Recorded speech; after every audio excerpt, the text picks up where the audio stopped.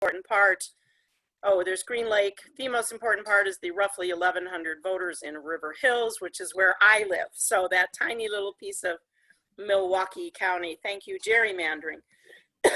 Anyway, the district is big and it's made up of many parts. And so when you think about this primary and you think about the general election, just remember that voters in all these different places will be casting ballots. So I can't think of my own little community down here in River Hills. I have to think about the big picture. I'm going to start with some housekeeping matters. First, we want you to know that this debate is being recorded, but none of you, your phone numbers, if you're dialing in, or your faces will be in the recording. It will just be the main screen with the speakers that will be seen. Second, I just want to do one last check. This is probably not needed, but Michael Beardsley, can you test your speaker and just confirm that you can hear me? Hi, everyone. Okay, I can hear you. There you go, Michael. And then Matthew Bohr, could you do the same? Hello again. Okay, Matt, you're there. And then Jessica King, could you just test your speaker and confirm that you hear me? Good evening. Good evening. All right. And then if I think that Ann and Deb can probably see the listeners, if you can hear us, could you give us a big thumbs up so that we know that we're good to go? Do we have any technical problems you can see yet, Ann? None that I'm aware of. All right. We have disabled the chat just so they know, but they can connect with me if they need anything. Right. I want to say that working on this event with the Ozaukee Democrats and the Grassroots Northshore debate team, which is Kath, Ann, and Deb, has been a real delight, and I thank you for that. Tonight we have 3 Democratic candidates that are running for the 6th CD, and this is the August 11 partisan primary, so they're running for the Democratic primary.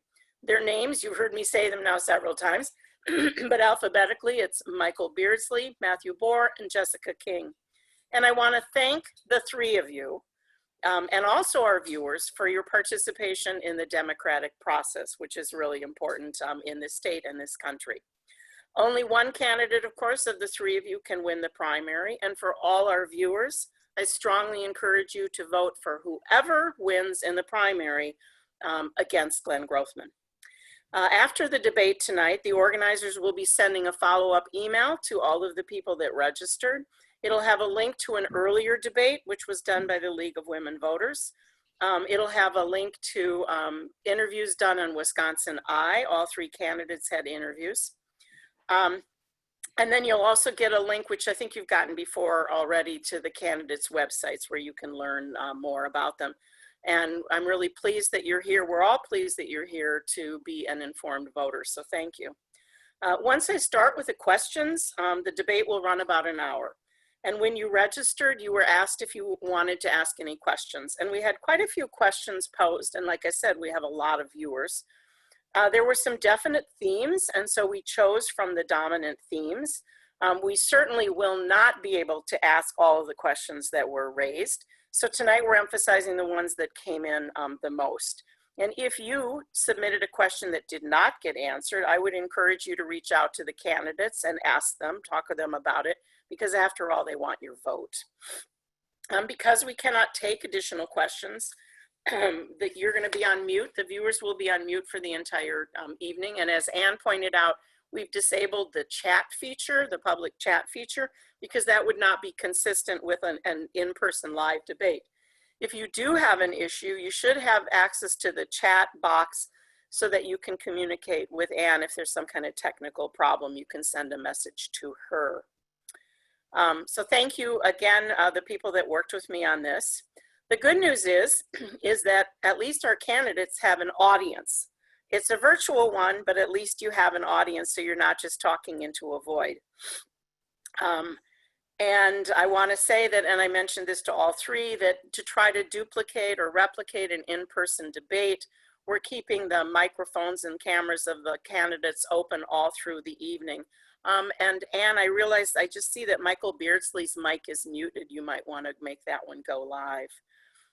keep that in mind as we go through the evening, that the four of us are always going to be live in the room. So I'm going to ask questions alphabetically. I will be starting with Michael Beardsley for the first question. The second question, then we'll start that round. We'll start with Matthew Bohr, the third with Jessica, and then back to Michael, and on and on. The first question is a 3-minute answer. The rest of the questions are for 2 minutes. So candidates, when you hear a chime, you have 30 seconds left to answer. So Deb, can you do the chime for us? We'll wait for it. Hear it? Not real loud, but we can hear it. Okay. And then when you hear time, so say the word time, Deb. Time. All right. Then you're supposed to stop or finish a short sentence. And I thank you all for that. And I look forward to hearing your answers to questions. So we're really right on time. I'm going to start with the first question. This is the one that has the longest response. My screen just moved. I'm sorry, my eye moved. You have 3 minutes to do this. Especially because of COVID-19, many of our viewers do not know all of you yet.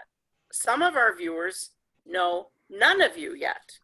And so we want to hear your personal story, who you are, why you decided to put your hat in the ring to run for office, and why the viewers should vote for you in the August primary. And for this question, we are going to start with Matthew Beardsley. Take it away. I'm sorry, Michael Beardsley. I messed up already. Michael Beardsley, take it away, Michael. No worries. Thank you. Thank you for Ozaukee County Dems and Grassroots Northshore for putting this on, and of course other candidates for being here as well. I'm Michael Beardsley. I live and work in Oshkosh, Wisconsin with my wife, Megan. My day job is an IT consultant. I graduated from UW Oshkosh. I got my business degree in information systems, and that leads me to where I am today in the IT field. So it's safe to say running for public office was not in my career plans, as much as a surprise that might come to people. It puts me in an interesting position of someone that wasn't really prepared to do this route in life. But anyways, effective governance requires practical real world experiences, and I'm bringing that to the table. So I bring a unique perspective with my career experiences in IT, where I'm helping clients every day pinpoint their issues, their gaps in their processes and their companies, and coming to a solution that works best for all parties involved. So why I decided to run, or why did I make this run for Congress instead of sitting back and continuing down a path I enjoy? Simply put, I felt that the moment was too big to let pass by. Sorry, I just heard an echo. I thought the moment was too big to pass by without doing what I think is really right to make a change in this world. So like many, I was inspired by Bernie's 2016 presidential run. I was always engaged in politics, but like I said, I never really thought much more of really getting involved. And that was one of the light bulb moments for me where I knew it was time to stop sitting back and really jump in from that point on. And I decided going into this 2020 cycle that I was going to do all I can to get involved, make as much change as possible. And when I was assessing my options on really how I could do that, I wasn't finding the excitement, and I was coming up a bit short compared to how I felt in 2016. And it just came down to I wasn't seeing my top priorities being addressed specifically with the urgency and boldness that I preferred as a voter. So when I looked at how I can make the most change, I decided this run for Congress was an opportunity where I could do that. And as we all know, the incumbent Glenn Grothman is not all that well liked or popular. I think everyone in this call is aware of that. We're also going to be seeing a record number of turnout because of people wanting to vote out Trump, and that's going to affect down ballot races. And there's a lot of people voting by mail, more than we've ever seen in Wisconsin. And then most importantly, I feel that I'm running on plans that are most popular with voters in this area, and on top of that, will do the most good for people when they become passed. So I saw these many opportunities, and I didn't want to sit back and let the world go by during such an important time in our history. So I also joined this race later than usual. I decided to jump in about mid-February, and as we all know, that was just a little before all the COVID lockdowns happened. So it was definitely a slow start to the campaign. But once we got our legs under ourselves, we got our message out there, started reaching more voters. The response really has been beyond expectation to this point. Sorry, did someone say time? Time. Yeah, Joe, Okay. I want to tell you that Deb, I didn't really hear the chime very well. Maybe I'll switch to a louder, more obnoxious sound. Yeah, or you could just say chime, Oh. which would be okay too. So I didn't hear it. So thank you. Thank you, Michael. And next Thank we're you. going to go to Matt. Hey, everybody. Can you hear me? I'll repeat the question. No, I think I've got the question. Okay, fine. First off, in fairness, I didn't hear the chime either, so I'm glad we made an adjustment there. My name is Matthew Bohr, and I'm here tonight to ask you for your vote on August 11th in the primary. I suppose I'll start my story in the beginning. My parents were a special education teacher and a businessman. When I was a kid, my dad had his own business. It was a one-man shop.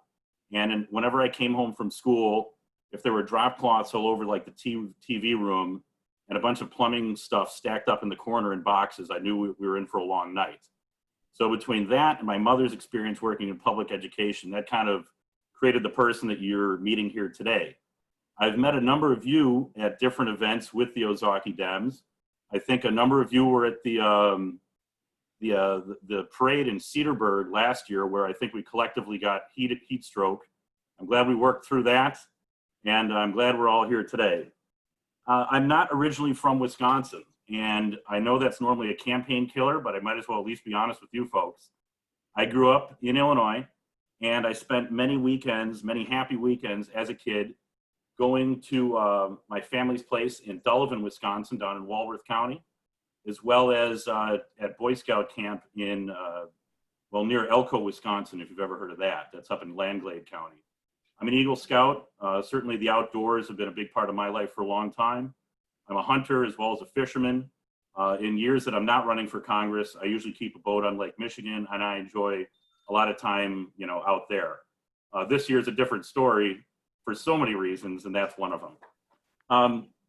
I moved to Wisconsin in order to teach the wind energy technology program at Lakeshore Technical College in 2010. And while I was doing that, I pursued and got my MBA from Marquette down in Milwaukee. Prior to that, my undergraduate work was in environmental science at DePaul University in Chicago. I left Illinois when I was 18 and then again when I was 25, and started traveling all over the country building the giant wind turbines that make electricity. That's a big part of my life. I've been involved with renewable energy for about 15 years. When I'm not working, and my day job is, I actually work at Broadwind Company up in Manitowoc. We're a large manufacturer of really anything made out of metal, but we certainly build a lot of the towers for wind turbines there. When I'm not doing that sort of thing, I'm usually working on my house in Cleveland, Wisconsin, that's about 160 years old. So I wouldn't advise anyone else to buy a house this old. It'll keep you plenty busy, that's for sure. The reason I think that I'm a good pick to put Glenn out of office is that he simply doesn't have the cachet with moderates and anyone really in the business community. I've been to a bunch of different chamber events in different counties and things, and I've seen it firsthand. He's kind of a wallflower in those events, and those are events where you're dealing with people that carry a lot of water and employ a lot of people and deal with a lot of day-to-day issues. And Glenn simply can't relate to those folks. I can. Can I stop you? Deb, did you say, was that chime or time? Time. Okay, So again, louder. we didn't hear chime. So Matthew, you have. Can you hear that? Yeah, I can, Yeah, but you have 30 seconds left because you didn't hear it. And I'm going to go back to Michael if he wants another 30 seconds. Yeah, Deb, it's got to be much louder. So Here we go. Let me test one more time. okay. Well, Okay, I that we heard that. heard. Okay, About Matt. 30 seconds. Sorry, Matt. Do you want the 30 seconds? I guess I'll take like 10 or something. That's Bottom fine. line, Glenn Grothman can't relate to plenty of moderates and really anybody in the business community. And I have that cachet in spades. So I urge you to remember that we're not choosing who your favorite liberal is. Democrats have lost this district about 26 times in a row. We definitely don't want to do that again. So just let's keep that in mind as we roll into the fall here. Please consider voting for me on August 11th. All right. So Michael, I feel like I should offer you another 30 seconds since I didn't hear it. Did you want an additional 30 seconds?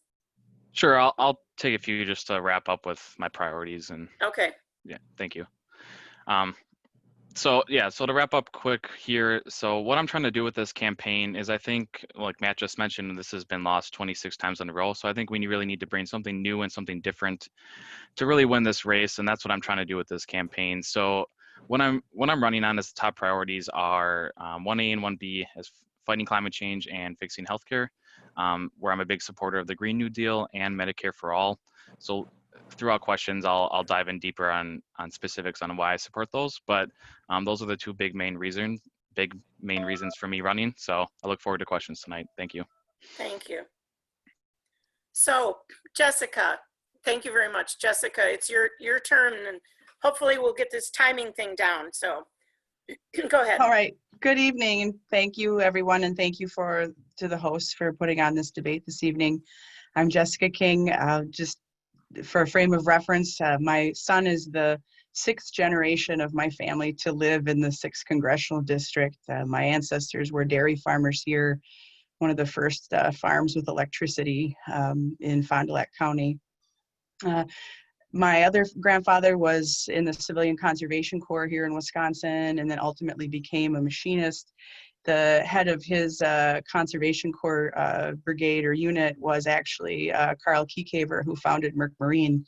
So my grandfather was one of the first 12 employees that as a machinist at Merck Marine, and I think that really shows that whole spirit of innovation and ingenuity and the ability to be resilient and come out of tough times.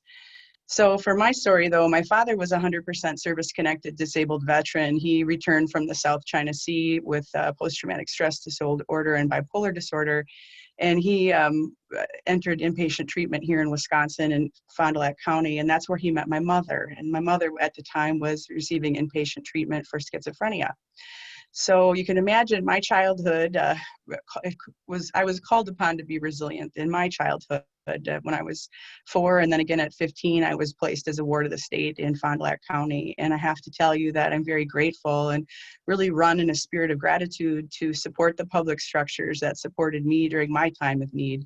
I understand what it is to rely on public structures to really innovate myself and take advantage of opportunity that I'm given, and understand that in return, I have to work as hard as I possibly can to maximize it. And I truly think that's the spirit of most people in Wisconsin. And especially now during a recession, a pandemic, I really empathize with this need to have a bigger, broader plan for economic recovery that ensures there's a place for every single person that lives here in Wisconsin, to give them that optimism that we too can overcome COVID and we can overcome the recession and hard times. So for my current life, I actually got a GI benefits and Pell Grants to go to a state school here at UW-Oshkosh.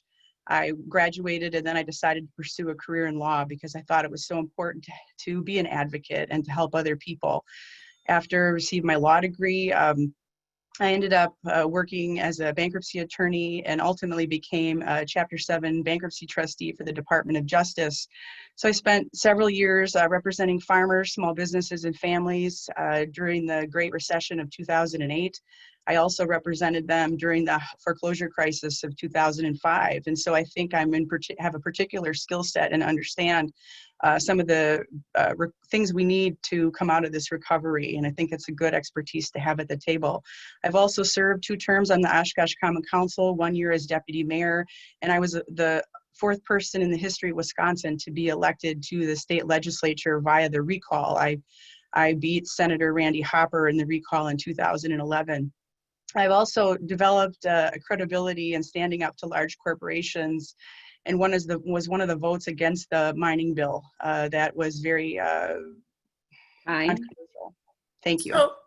So did you hear the 30-second call? No, but that's. Deb, I didn't either. So I didn't hear anything until you called time.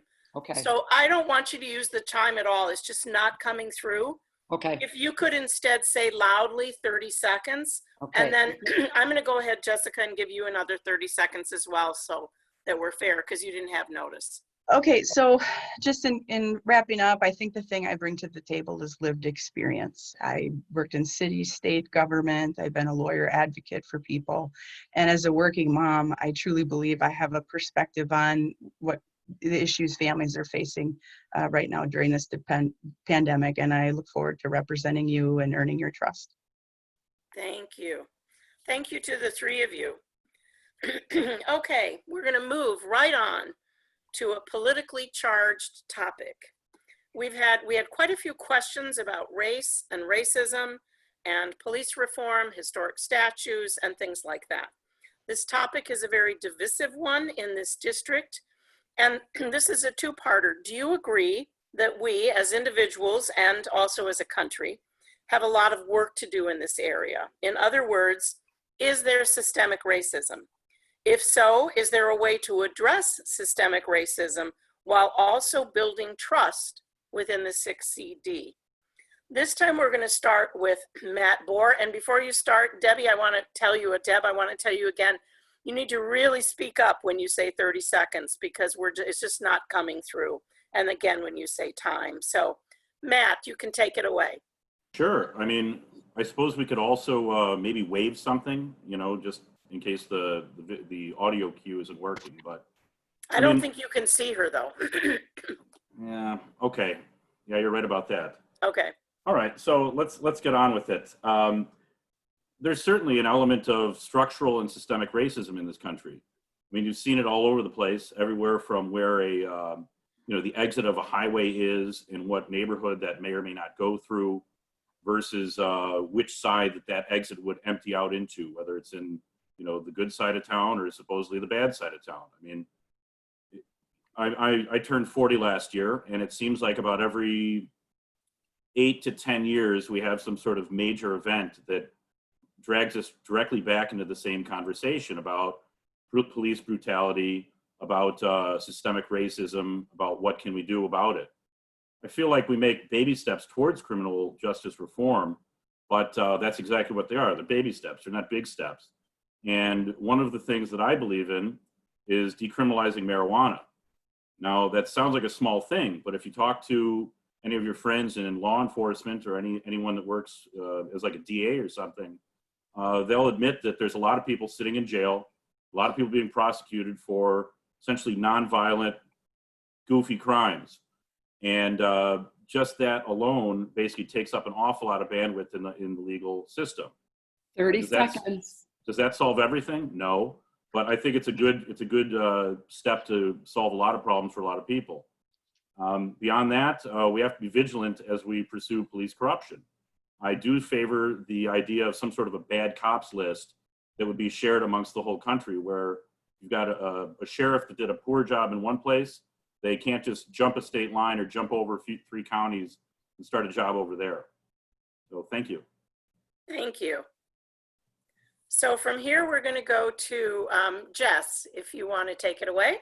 And this is a 2-minute question.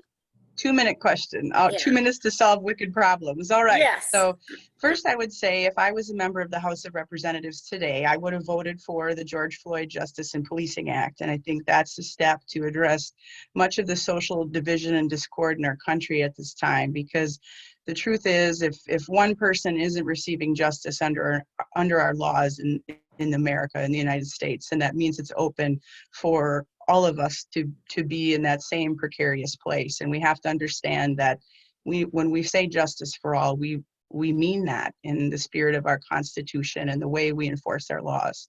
Now, one of the things I think we can do to prevent parochialism in policing, small town mentalities where there may be some special interest or favoritism, is by actually enforcing our law. And I think we have to, by enforce it, I mean actually fund special prosecutors from the Federal Department of Justice, and that we should be investigating every officer involved death in the United States. And that's the least we can do for the citizenry to make sure we feel that we are completely above reproach in our conduct in enforcing the law and following through with that even playing field. And I think if officers were put on that kind of notice and understanding that there would be an outside investigation, we would see that the truly above conduct, high accord police officers would follow that 30 seconds. standard. And I've heard people say this, well, is that unfair to put civil accountability for civil lawsuits there? And as an attorney, I know for 20 years, I've practiced my profession with the understanding that if I didn't do my job right, I could be sued. And I know there's many small business owners and physicians and healthcare workers that have that same burden, but I think it's the right thing to do to ensure everyone gets equal treatment under the law. Thank you. So, Michael, you're next. All right, thank you. To answer the question quickly off the top, is there systematic racism?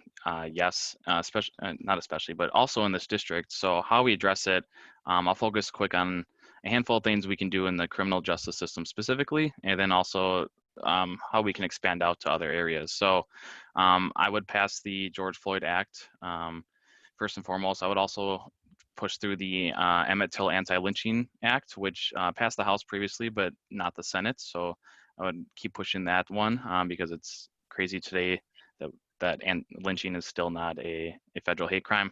I would legalize marijuana and expunge all the records that people are in jail for related to that. I would restore voting rights for felons. I would push for overall prison reform, and that starts with ending for-profit prisons. I think we need independent investigations and prosecutions for all police killings. We see too many times where police forces will investigate themselves and end up finding no wrongdoing or sweep it under the rug, and nothing really happens with it. So that builds distrust throughout society. So we need to end that and add investigations to build that trust back up. Another thing to do to build trust is demilitarizing the police. And when I say that, I mean specifically ending the federal 1033 program, where it allows police forces to buy or get military equipment into their police forces, because this builds the us versus them mentality. When military has its own function, police have their own function. They should not be sidearms of the military. So I'll expand out into other areas. I think universal services are the core way to end systematic racism. One example is funding early childhood services universally, so all kids have the same opportunities, because that's found to be the greatest way to really have kids grow up and excel in life and not fall down the wrong path. Okay, thank you. Thank you very much. Thank you to the three of you. The next question is, last week it became quite apparent that there is what I would call a stark contrast between Vice President Biden's and President Trump's views on economic growth as it relates to the environment. We asked you ahead of time to take a look at Vice President Biden's plan for economic recovery, which talks about investing in infrastructure and in a clean energy future. Let's think forward, and let's assume that Joe Biden is elected.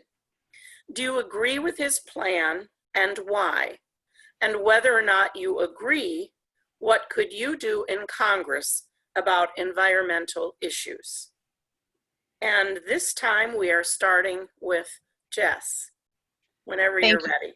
Thank you. I have to say, watching that video was such a breath of fresh air, and I felt such an incredible sense of leadership and strong guidance. And Vice President Biden does have experience in leading this country through a recession from 2008, and I would wholeheartedly support him with every ounce that I have. But when I was watching the video, I was also thinking about the fact that as the representative for this district, I have to make sure that we are getting the resources back to Wisconsin that we rightfully deserve. And we have to build the coalitions to make sure that Wisconsin priorities are given the attention that they're due. And I was appreciating the sentiments that he mentioned about the second railroad revolution. We have had a lost decade here in public transportation for the last 10 years due to our state government.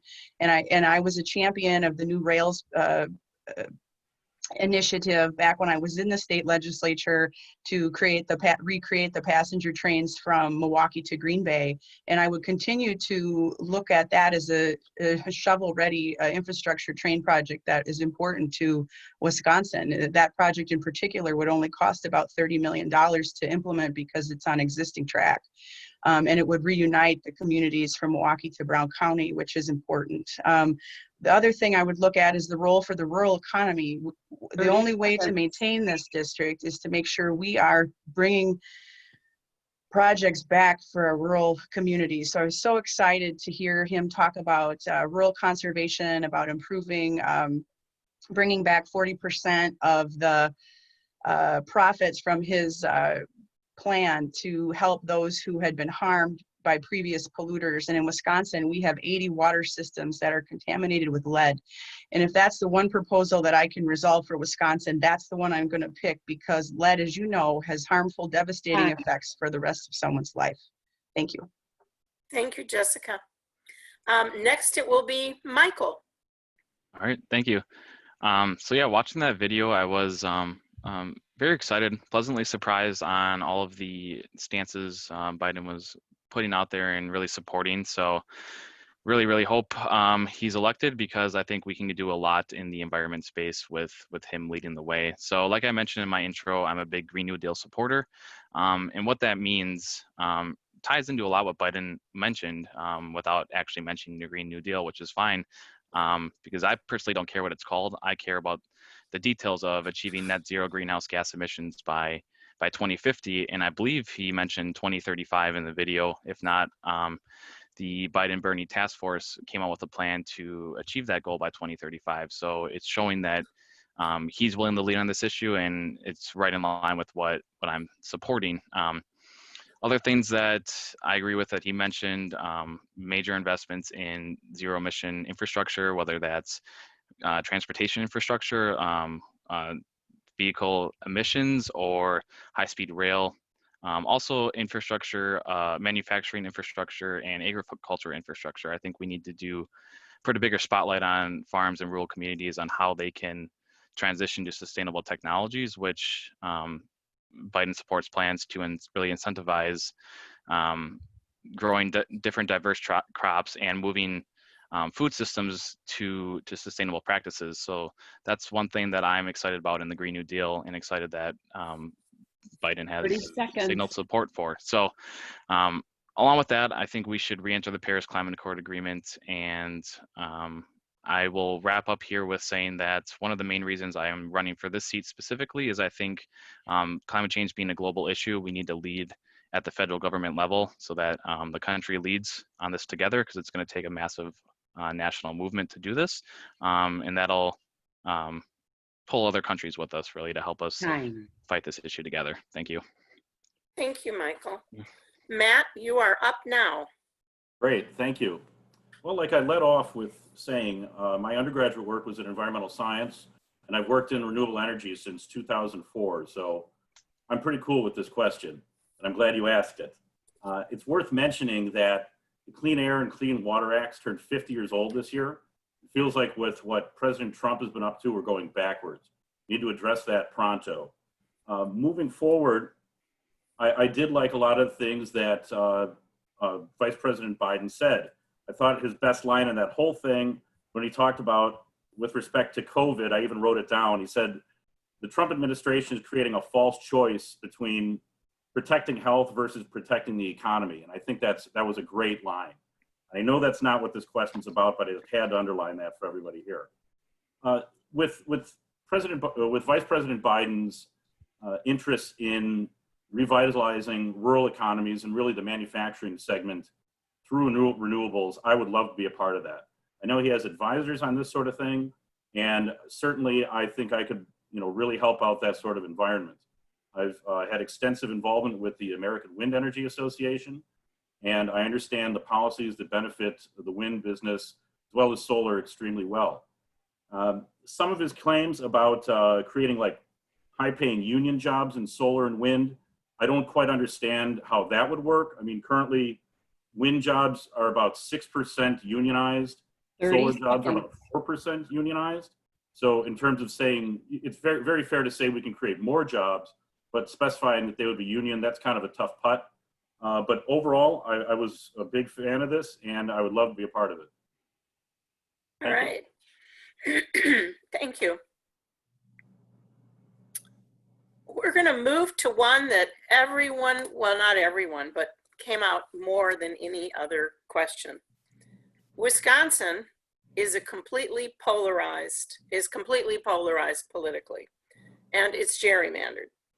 And the question that was asked, I wrote it this way, asked over and over and over again by people who registered from this debate, showed that what the viewers really want to know is they want the primary winner to beat Glenn Grothman.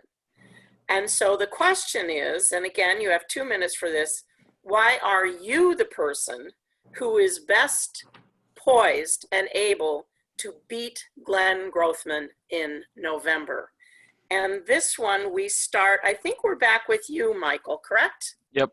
Okay, take it away, Michael.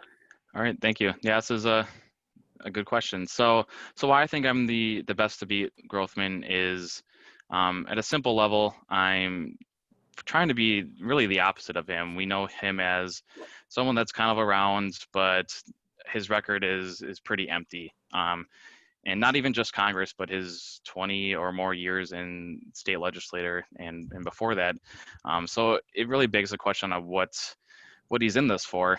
So I'm running this campaign, and what I want to do when I'm in Congress is really focus on these specific solutions. Like I mentioned before, I don't really care what we call these, if it's a Green New Deal, or if it's Medicare for all, or if we just get this passed and it actually helps people no matter what we call it. That's what I'm focusing on. So I'm not trying to focus on voting for me to do better for me, but to really do better for the people in this district. And that's focusing on what the many core issues, unfortunately, we're all facing with healthcare, climate change, elections reform, criminal justice, agriculture. I could list them all off, but I think there's a lot of things that Glenn is just simply ignoring. And I'm trying to do the opposite of being as active as possible, being as transparent as possible, and just trying to do things different that we haven't seen in this district for so long, because it's either been under the same representation before Glenn, or we have Glenn, which has, I think it's safe to say, has been kind of a failure at truly actually representing us. So I know I've personally tried to reach out to him multiple times before I decided to run to express concern and meet with him, and I just fell on deaf ears, or I never heard back. So I want to have a representative that really is not afraid to speak out and stand up for this district, because I think that's what we've been missing. And I think in general, people are really sick of both sides, really, of how things are handled. So they're ready for something new and something fresh. And that's what I'm trying to bring. So thank you. Thank you, Michael. Next we go to Matt. Hello. I think I had a similar get off the couch moment that Mike just described, where I actually wrote to Congressman Grothman's office when we were getting involved with Syria a couple of years ago. I didn't like what we were doing, and the response I received from his office was horrible. And that kind of caused me to start looking into this more and more. And then eventually I said, man, this just isn't working. But since Glenn has never lost an election, I also paid attention to what does work.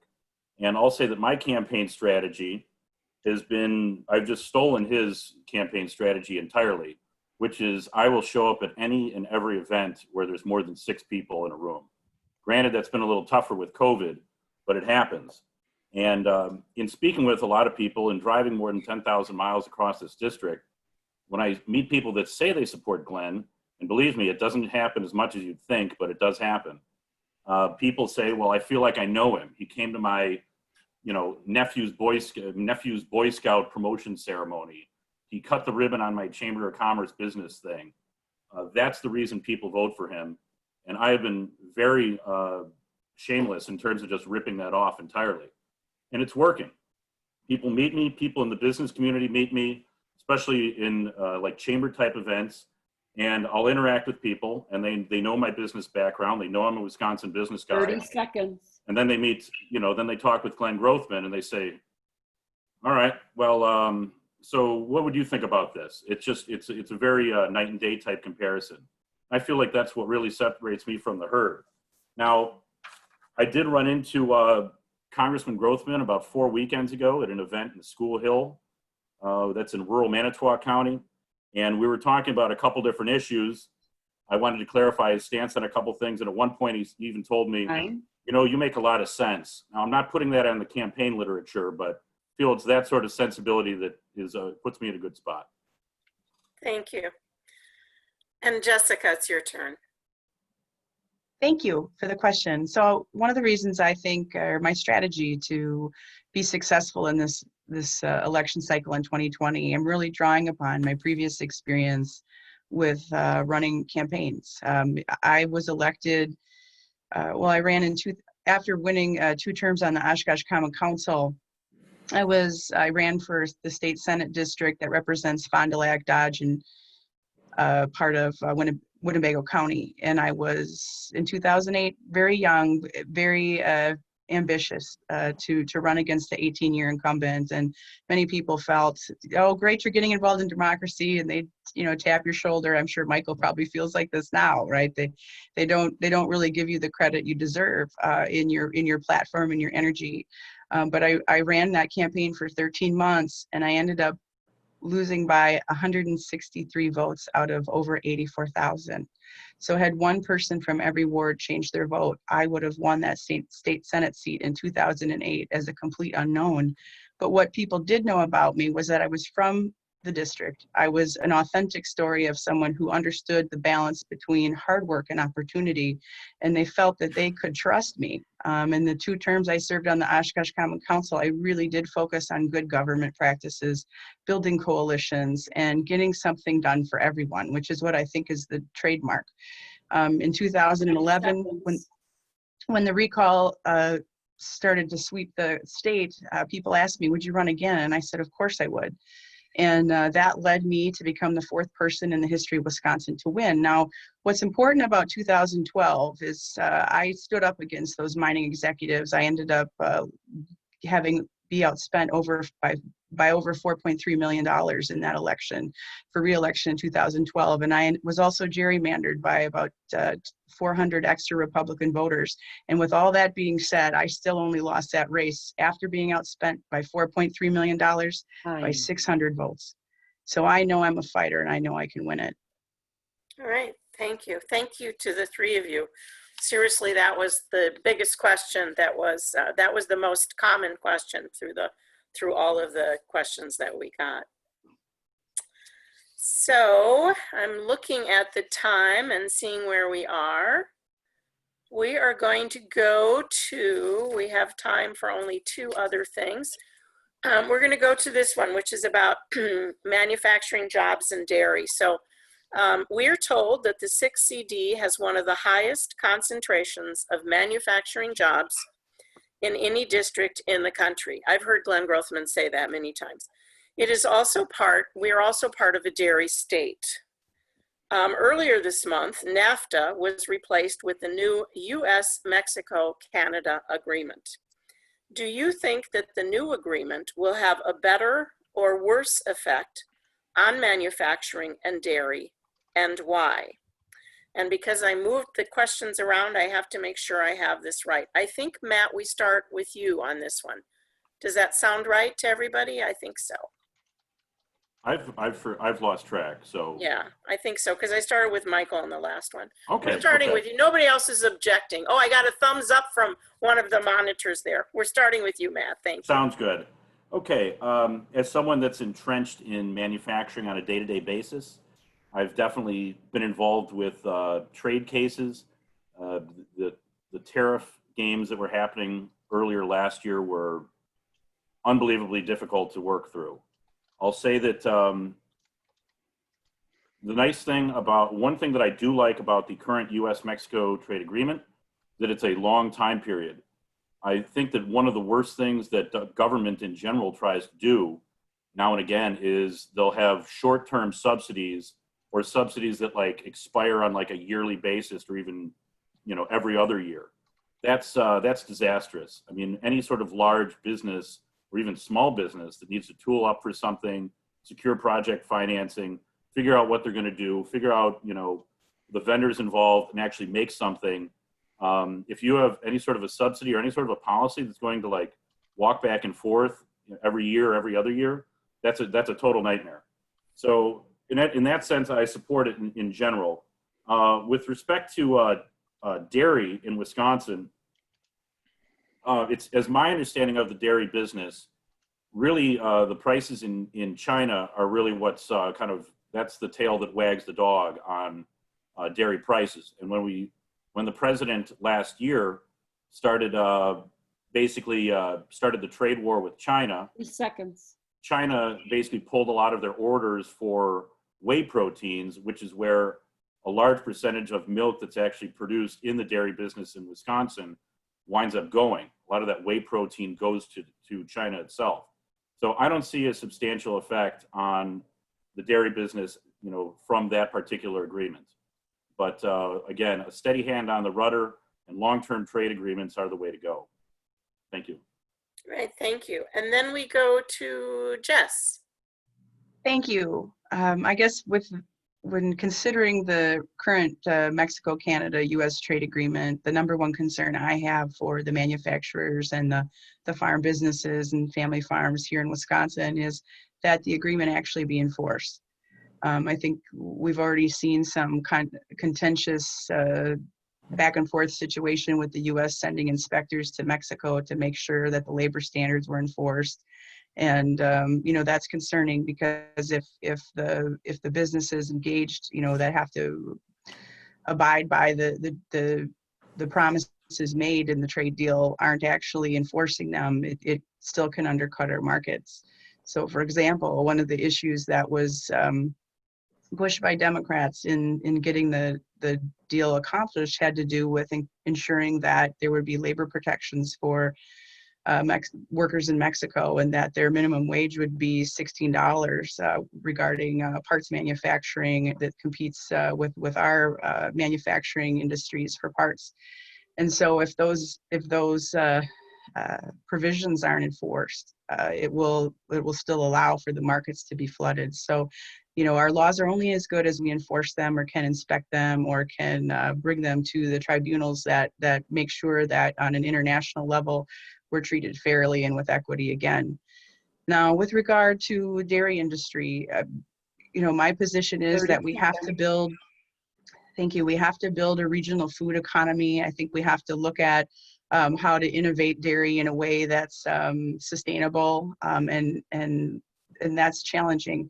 But that's the other opportunities we have is to try to figure out how we can build our clean energy and our sustainability future into our conservation programs, and what's the role for family dairy farmers in that. I think if we create a program that's similar to the CRP, but that actually allows them to use cover crops and incentivizing that, we'll be able to bring new revenue for small dairy farmers here in Wisconsin. Thank you. Okay, thank you, Jess. And then Michael, it's your turn. Thank you. So in the regards, if the new agreement's going to be better than NAFTA, I don't think it'll be worse. But I guess my focus will be here on, I don't think we were doing enough, or we are doing enough to support these industries at home. So that includes government contracts. I think there needs to be more around that to ensure that places like Oshkosh Corp are able to continue to compete in this new agreement, and we're not losing that competition just because of the new NAFTA, I'll call it. One thing I think we can do here in manufacturing specifically is I think if we provide two-year colleges tuition free, I think that'll go a long way in making sure that our workforce is built up in this area, because and like it's been mentioned, manufacturing is huge in this area, and we need to make sure the workforce is built up. And I think two-year college tuition free is something very attainable, something Tammy Baldwin is pushed for in the past. And I think another way we can do this and make sure that these companies still succeed is freeing up costs where we can. And one way we can do that, which is, I don't know if talked about enough, in my opinion, is if we do Medicare for all, a single payer system, we're relieving that burden from companies altogether on providing healthcare, which frees up some costs and administrative costs. In regards specifically to agriculture, I just actually was looking this up earlier today for completely different reasons, but over the last 10 years, we have lost roughly 3,000 dairy farms in Wisconsin alone. 30 seconds. And just last year, we lost about 800 of them, so it's accelerating.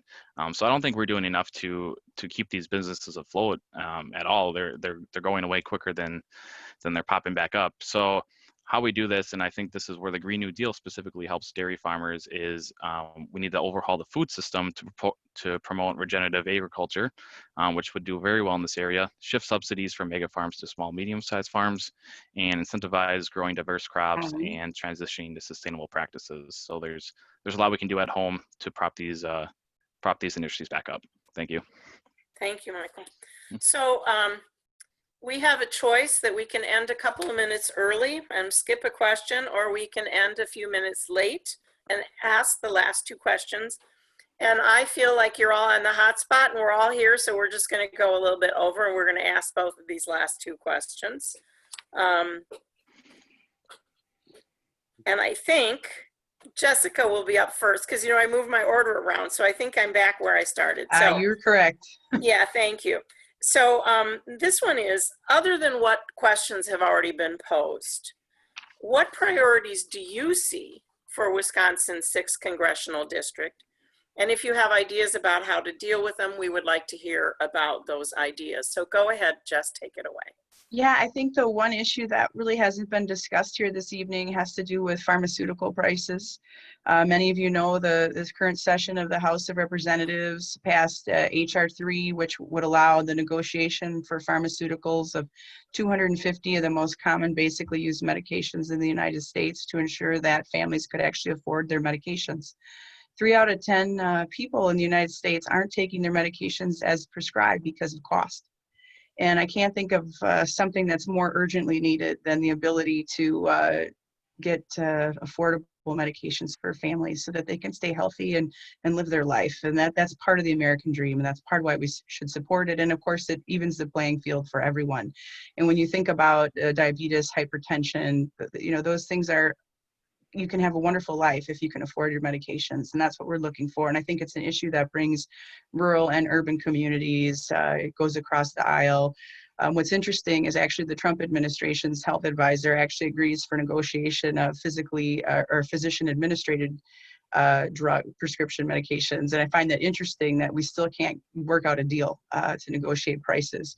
And remember, the United States is the 3rd largest country by population in the world. And if I can think of any place that should deserve a volume discount, it's our country. And yet we pay the highest prices for our medication in the world, which really is a disservice to the folks that live here. So I would say that's the key. Now I know Representative Grothman did not vote for that bill. And I think the more we can spend time educating people about Glenn's unwillingness to go to bat for people so they can afford their medications, I think it's a great issue to talk about with people. Thank you. And then we go next to Michael. All right, thank you.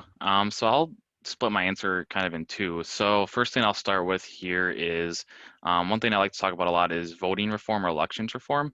And I think this will specifically help this area, but kind of the country as a whole as well. But I think one of the reasons we're in this state right now, state of politics with hyperpolarization, is we have a voting system that it's 1 versus 1. It's like a sporting event, and that just drives the, I guess, polarization. So I'm in favor of ranked choice voting, where you essentially rank your choices. And I don't want to get into the details of how it works, but it would be a way to provide new voices and a fair way to win elections. For example, Grothman won his primary with only 30-something% of the vote, which to me, that's not a strong democracy, and that's encouraging more extreme views. So if we had a ranked choice voting system, that he likely would not have even won that primary because he probably would not have been the most popular candidate when you put it all together.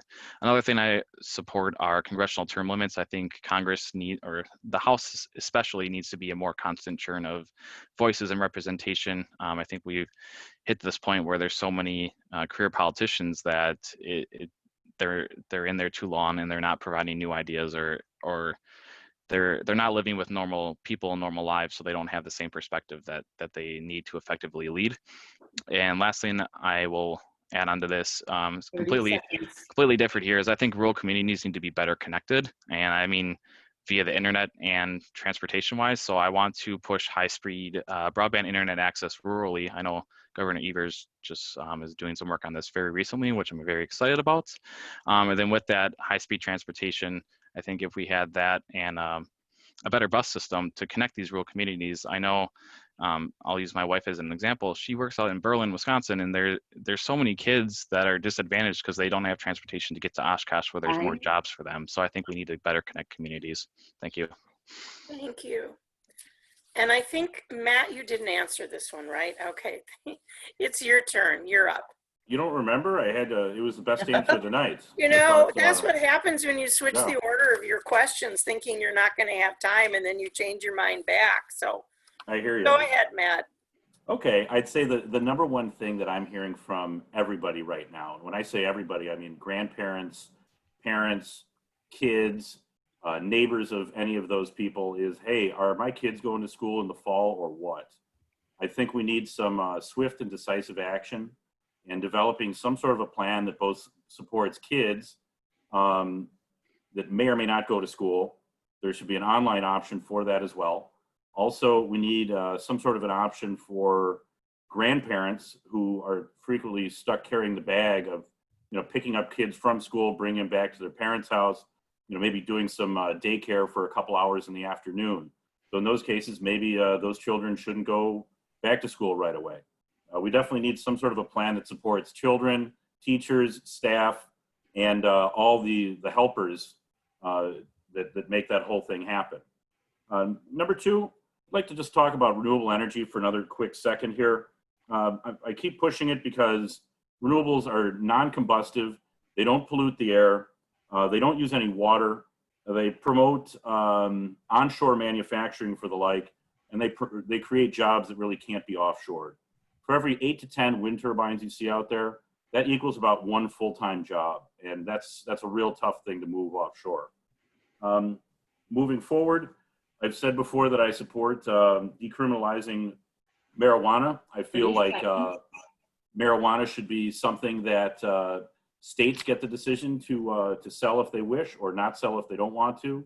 But just in taxation alone, Illinois and Michigan, where it's legal in both of those states, they stand to collect about $500 million, even in the year of COVID, which would go a long way towards road repairs and things like that. Even if you don't like decriminalizing marijuana, it's important to note that having people that make a lot of money doing something in one state that's very illegal in another, and then maybe moving money around is a real problem. Am I out of time? Time. Yeah, Okay. I think so. Thank you so much. And then our last question is one that you can think of it as a closing argument if you want, or closing comments, or you can think of it as something that you later would say, I wish I had said.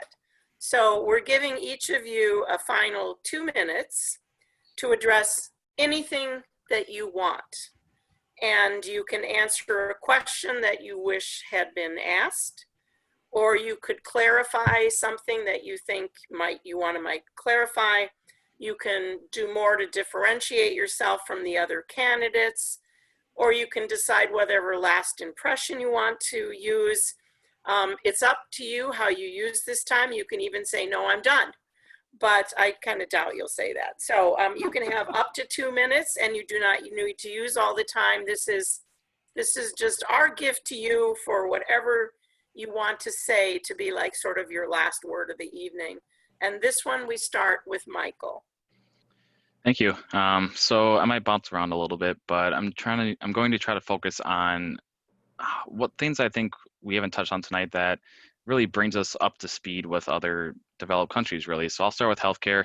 I'm a big proponent of a single payer, nonprofit public system. And why I support that is the main reason off the top is you don't have the confusion that you do today with deductibles, premiums, copays, networks, all that type of confusion. I think the most efficient way to do this is have a single public plan. Everybody pays into on their income tax, or sorry, their on their paycheck with a 4% income tax, where we're currently paying 1.45% for Medicaid, which has its own issues, but most of us don't have even access to that, and we're paying for it. So if we up that up to 4%, we all have the access, and we clear up a lot of the clutter in the system, which a lot of that clutter are for-profit insurance companies that aren't in it for our healthcare. They're in it to make money off of our healthcare. So I want to shift the focus back to healthcare as a human right and focusing on providing the service to people, going to whatever doctor you like, and not excluding dental, vision, and all the complexities that we have. So I think the core issue with our healthcare is the for-profit part of it, and that includes big pharma industry as well. So I want to point that out, that I'm a big proponent of that. And also just in regards to kind of moving into the 21st century, I'll say is our 30 workplace culture, we don't have guaranteed sick leave. We don't have guaranteed parental leave. We don't have guaranteed bereavement leave. All these things that we're finding out now during a pandemic, especially sick leave, is very important. So it's putting workers in this position where they either go to work and risk getting sick, or they don't go to work and they don't get paid and probably lose their job. And as we see, July, the unemployment benefits are going to end, or at least the $600 boost. So I think if we federally guarantee these leaves, we'll all be better off as a community. Thank you. Thank you, Michael. So next is Matt with your 2 minutes. I really appreciate it. I made it through about 3 of the 5 things I wanted to say in the last question, so this works out. I appreciate the politician's 10 seconds, which is equal to about 2 minutes here. So picking up where I left off, I also very much support high-speed internet in rural parts of this state.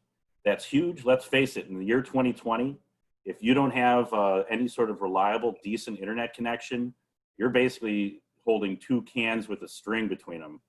You can't shop online for a car and figure out what sort of car you might want to buy. You can't look for an apartment, or maybe not educate your kids.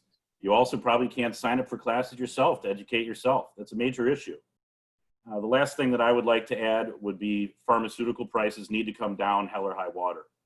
A show of hands if you've ever been sticker shocked at a pharmacy. I think there should be a lot of hands. Okay, I've had it both ways. Either I get to the window and they say, well, congratulations, this should be $900, but it's free, or this should be a certain amount of money, but you need to pay $280 right now. I don't know why that happens either way, and that's crazy.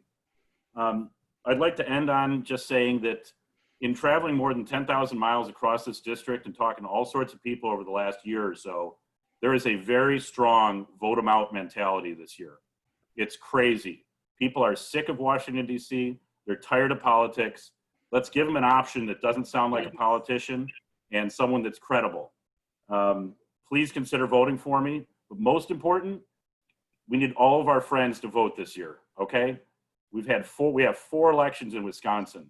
Throw in the special election in the 7th district, and people are confused. They see people voting online via mail, or they see online posts of people voting in the mail. They're not sure if there's an election, when it is.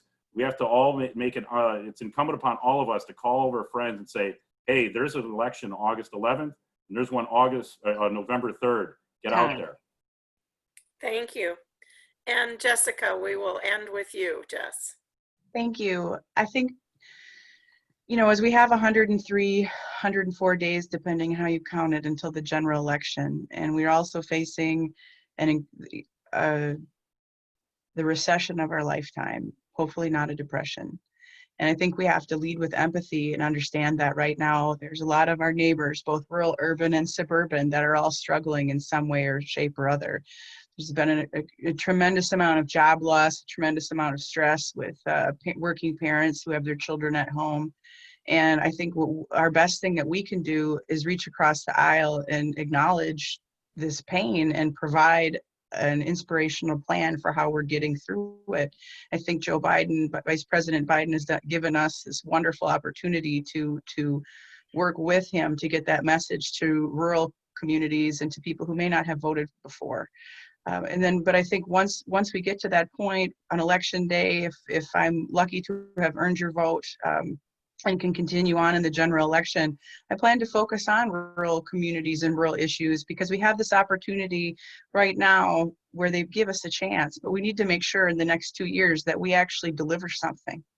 And that's so important to understand rural issues. For example, right now, 20 out of our 72 counties in Wisconsin do not have an OBGYN available for rural women. And I can't imagine that as someone who's given birth myself, the idea that I would have to drive to a different county to 30 receive seconds. basic medical care. And so those are the kind of things we have to deliver on for people. And I would be honored to serve you, and thank you for your time. Thank you. Thank you all. I'm very glad that I was here and that I got to hear all of these comments. I thought it was very informative. And so I do thank you all for your willingness to talk to us this evening. Based on the fact that you were willing to come here tonight, I did not ask, or we did not ask a question that showed up several times on the forms.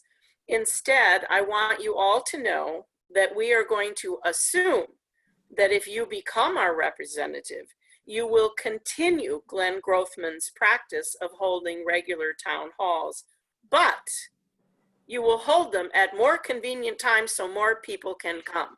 Yeah. That came out several times. And I understand that one because I have also gone to his town halls. Anyway, it was a great honor to be the moderator tonight and to get to know all three of you a little bit more. I want to thank the Democratic Party of Ozaukee County and Grassroots Northshore for giving us all the opportunity to learn more from these three people that I think of as patriots. Finally, the candidates and the hosts and I all want to thank you, our viewers, because you also took the time to become a better informed voter. I want you all to stay well. I want you to be social, but physically distanced. And of course, as you can see here, that we want you to wear a mask. The last final comments for you are that also critical, of course, is that you vote and that you encourage your friends to vote. Today, I think, is the last day that you can register to vote at myvote.wisconsin or wi.gov or request your absentee ballot there. And we're not sure of the timing. They said today was the last day. So if you haven't done these things, you can try the website.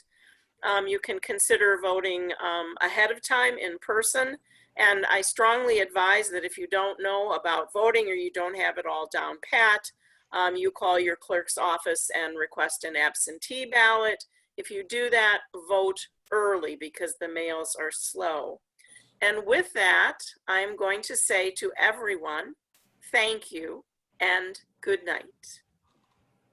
Thank you. Thank you. Good night. Bye-bye. Thank you. Time. Heard that one. Yeah. All right, take care, everyone. Take care. Have a good evening. Good night.